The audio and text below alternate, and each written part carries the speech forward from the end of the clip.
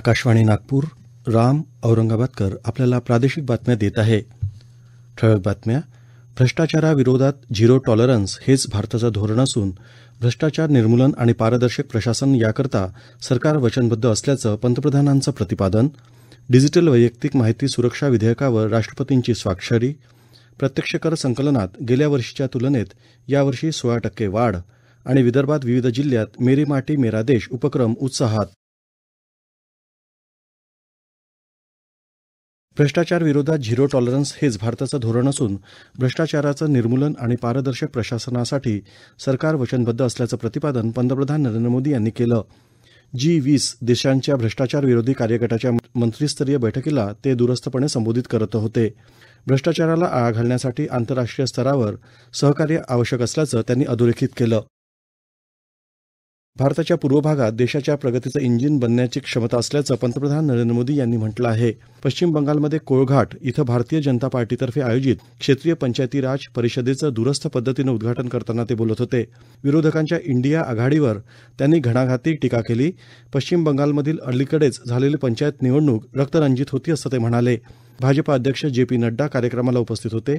या परिषदेत 134 कार्यकर्त्यांसाठी कार्यशाळा होत असून अंदमान निकोबार, ओडिशा आणि झारखंडमधलेही कार्यकर्ते यात सहभागी झालेत.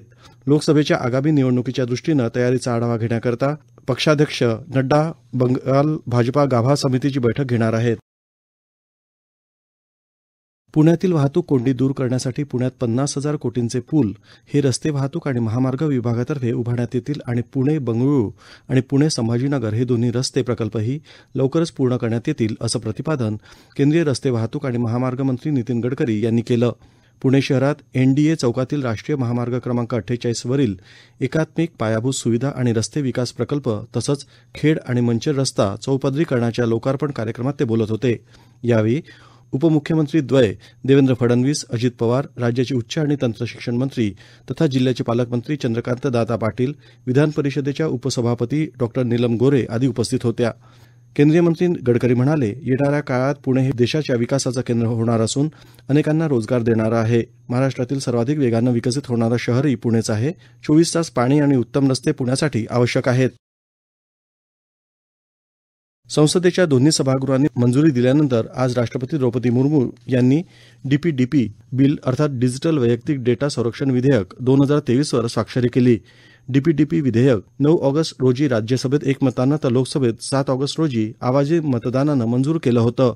विशिष्ट हेतूंसाठी अशा डेटावर कायदेशीर प्रक्रिया करण्याच्या गरजेसह त्याच्या डेटाचं संरक्षण करण्याच्या व्यक्तीच्या अधिकारात संतुलन साधून डिजिटल वैयक्तिक डेटाचं व्यवस्थापन करणं हे विधेयकाचं उद्दिष्ट आहे. या विधेयकात भारतीय डेटा संरक्षण मंडळ स्थापन करण्याची तरतूद आहे. तत्पूर्वी इलेक्ट्रॉनिक्स आणि माहिती तंत्रज्ञान मंत्री अश्विनी वैष्णव म्हणाले की हा कायदा 140 कोटी भारतीयांच्या डिजिटल वैयक्तिक डेटाचं संरक्षण करण्याच्या उद्देशानं तयार करण्यात आला असून भारतात सुमारे 90 कोटी इंटरनेट वापरकर्ते आहेत आणि हे विधेयक या डिजिटल विश्वात सुरक्षिततेसाठी आणि गोपनीयतेच्या संरक्षणासाठी आणले आहे.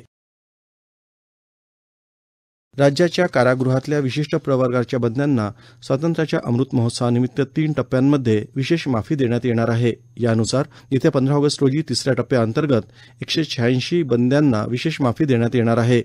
केंद्रीय गृह सचिव यांनी या माफी योजनेची वैशिष्ट्ये आणि माफी योजनेचे निकष निश्चित केले असून त्यानुसार राज्यातल्या बंद्यांची पात्रता तपासण्यासाठी राज्याच्या गृह विभागाच्या अप्पर मुख्य सचिवांच्या अध्यक्षतेखाली राज्यस्तरीय तपासणी समिती गठीत करण्यात आली आहे.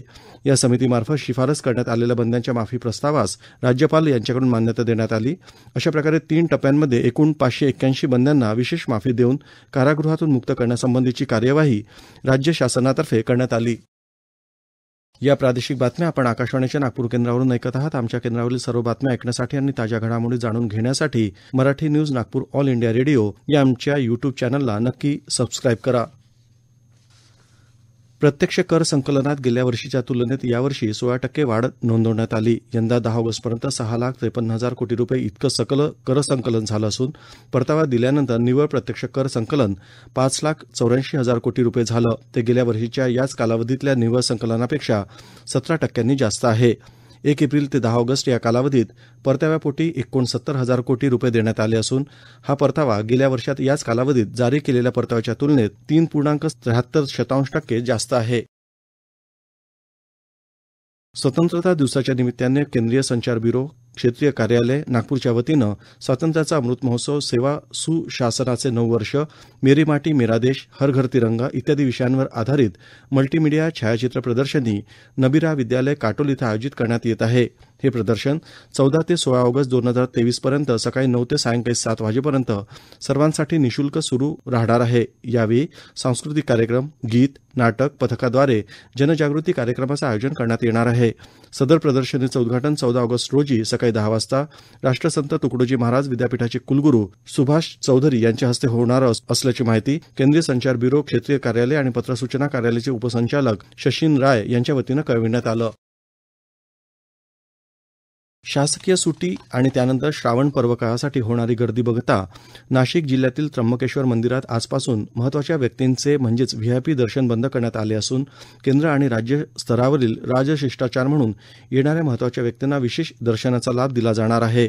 12 ज्योतिर्लिंगांपैकी एक शिवलिंग असलेल्या त्र्यंबकेश्वर इथं भाविकांची सतत गर्दी असते. आजपासून शनिवार रविवारची शासकीय सुट्टी तसंच मंगळवारी स्वातंत्र्य दिनाची सुट्टी, त्यानंतर श्रावण महिना असल्यामुळं गर्दीचा ओघ आणखी वाढणार आहे.